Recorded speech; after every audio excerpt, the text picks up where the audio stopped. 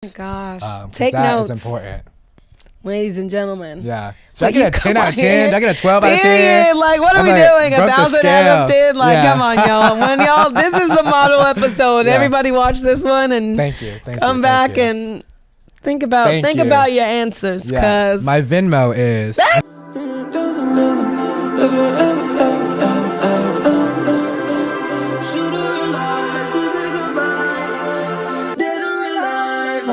How are you? I'm very good. I'm very happy to be here. Oh my God, I'm so happy that you are here. At midnight. Please. I'm just kidding. It's not midnight. The way I'm like, I was like, hey, this time, actually. Let's push it 30. 30 minutes later, actually. Yeah. An hour. It's okay though. It's okay. You know what? I appreciate you. You're so sweet. I had Zaxby's. I ate it in my car. Good mukbang moment. It was beautiful. So obviously, we see how spiffy you are. Yeah. Your fashion. Every time I see you, you're like, so I didn't even know that you made all the yourself until like one day I was putting on my story. I was like, who should be on Dead or Alive? Just randomly, and was like, I love Anna. I was like, oh my God, is that Brendan who I just literally met like last weekend? But like, how did you even get into this? Like, I didn't make this vest. I want to clear that up because a lot of people are like, oh, did you make the vest too? Someone did it. Someone did, but I thrifted it. Period. So period. But I did make the jumpsuit. It's a jumpsuit. I would stand up. Which is crazier though. Like this is like, it's giving superhero. Yeah, like thank for you. real. I love it. People are like, it gives me Fifth Element vibes. Like, you know, like utilitarian, futuristic. So I really like that. But oh my gosh. I've always thrifted my clothes ever since I was like in high school.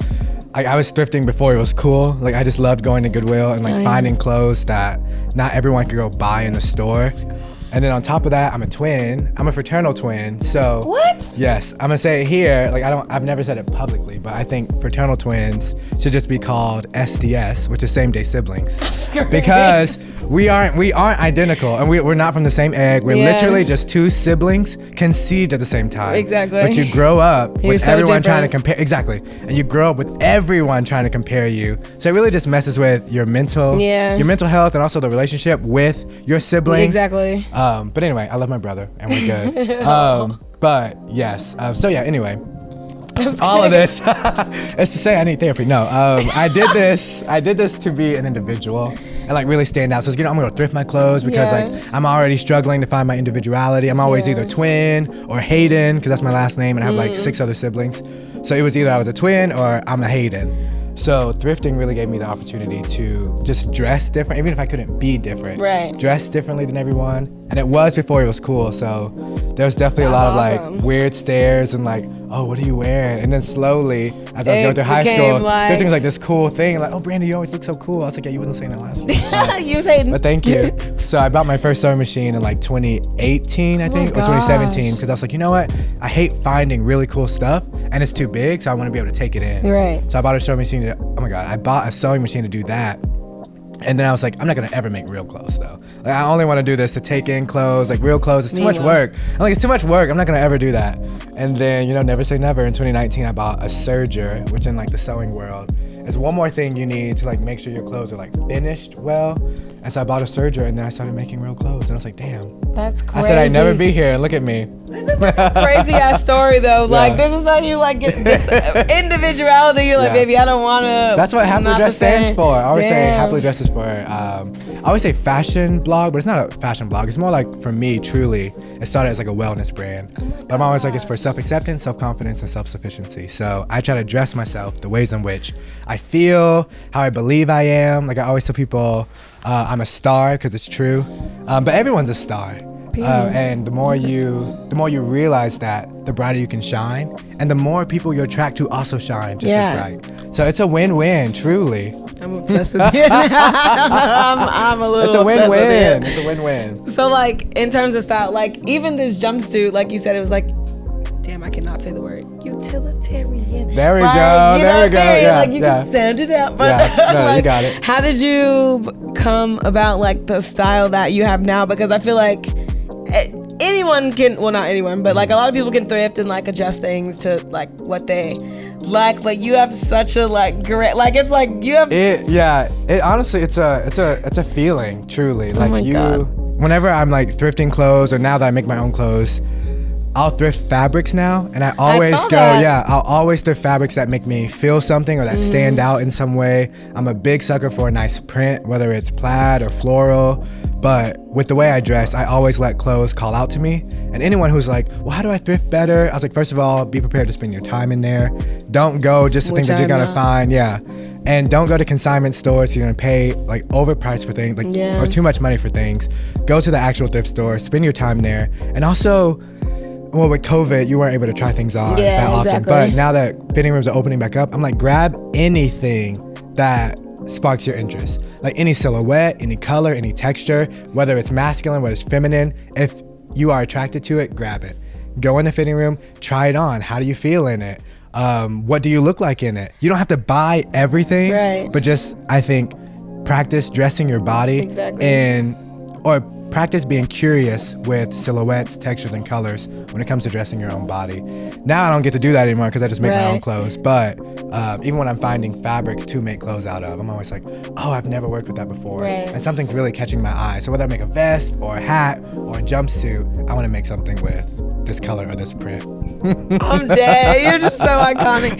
So, I'm sorry. I love that. Whoa, like, this is crazy. Take notes, ladies and gentlemen. Period. Like, y'all, listen. I'll test you in 2 months. You have time. When I'm back on here. To go out and figure it out. So do you only make things for yourself? Have you ever made clothes for anybody else? I know you literally, in your bio, I don't make things. No customs. No alterations. Contact me.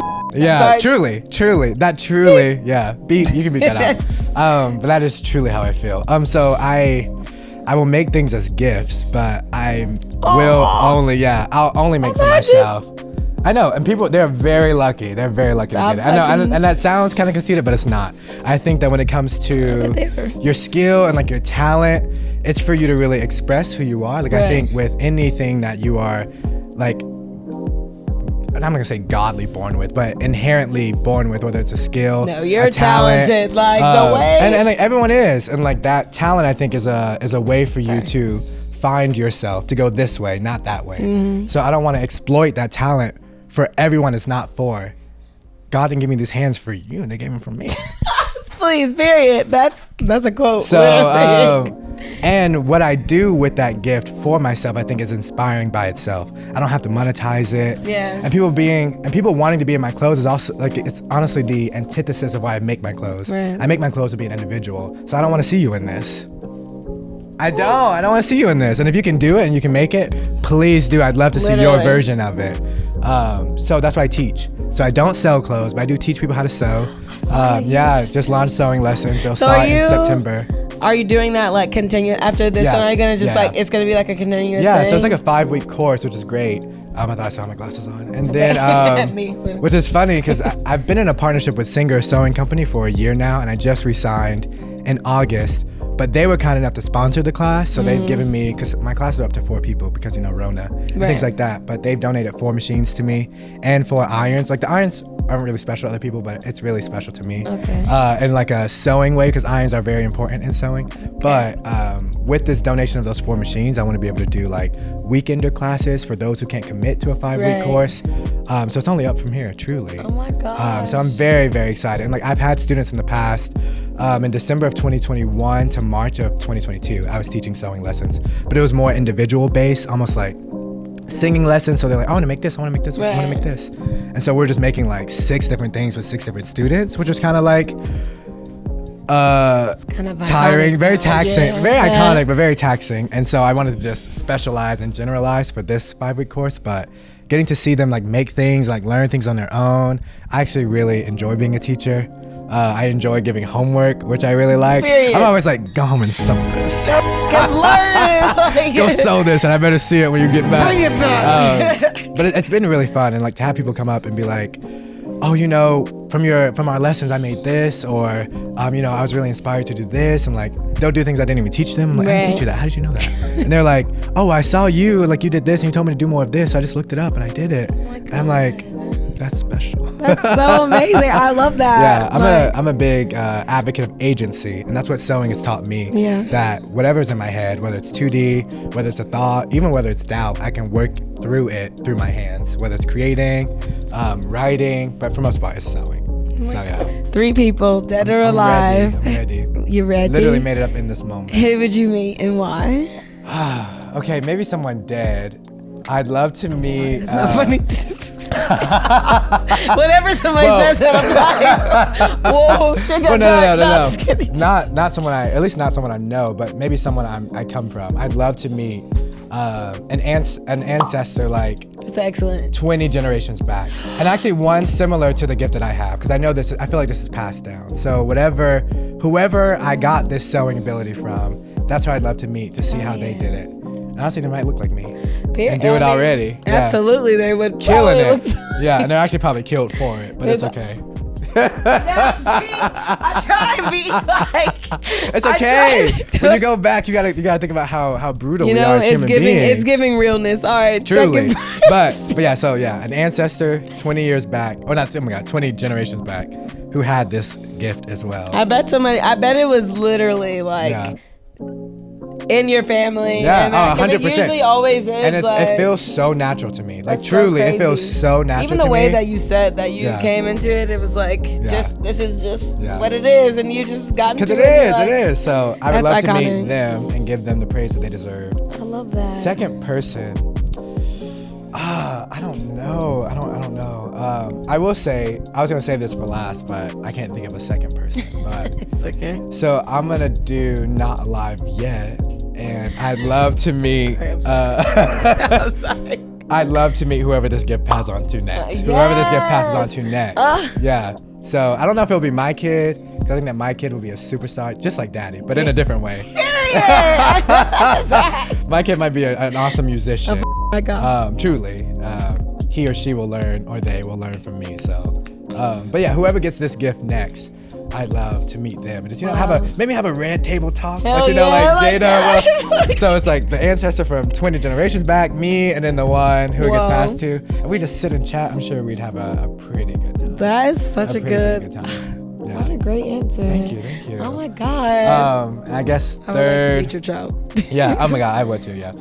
Third thing. I don't know if I want to say as a person, because like, for me, celebrities and like artists, like they are just people, and like I think that same mastery and their artistry that they have, we can have if we give that same attention to ourselves. So there's not a lot of celebrities who I'm like dying to meet, who I don't already appreciate in this life form as I am now. Oh, that sounded so like woo-woo. But you know, there's a real feeling of like, I think, assuredness, which can be joy, pride. But that feeling of like assuredness, I'd love to meet the source of that. Like being okay in yourself, being stable with who you are, being solid in the life that you have, the life that you'll always have. That feeling, because it's so hard to find. And a lot of people don't have that. Yeah, exactly. A lot of people don't have that security within themselves, whether it's because of society or the way they grew up, etc. And it is something that we're all naturally yearning for. And also we are naturally like what's the word I'm looking for? We deserve it. We're born with it. But I think that we forget that. So that feeling of assuredness, or that source of assuredness, self-acceptance, etc. I'd love to meet that thing and be like, hey, come to Atlanta.